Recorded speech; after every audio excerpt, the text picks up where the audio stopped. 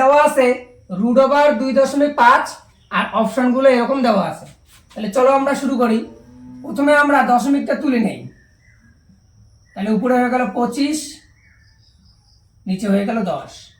এবার আমরা জানি রুট তোলার নিয়ম কি, দুইটাকে মানে দুইটার থেকে একটা বাইরে বের করলে রুট উঠে যায়। তাহলে 25কে আমরা এভাবে লিখতে পারি, নিচে 10 থেকেই গেল।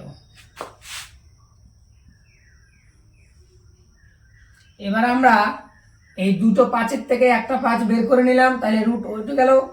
আর নিচে যেহেতু তুলতে পারছি না, তাহলে নিচে √10 থাকলো। এই অবধি আমরা দেখতে পাচ্ছি এখানে এরকম কোনো অপশন নেই। এবার 5 × √10 করে দিলাম, কেন? এই √টাকে নিচ থেকে তুলবো, তাহলে এখানেও √10 দিয়ে গুণ করতে হবে, এখানেও √10, তাহলে √10 × √10।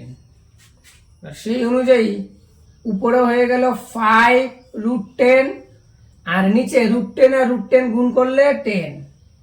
এই 5 দিয়া এই 10কে কাটলাম 2, তার মানে আমরা দেখতে পাচ্ছি √10/2। দ্যাট মিনস ডি নাম্বার অপশনটা কারেক্ট।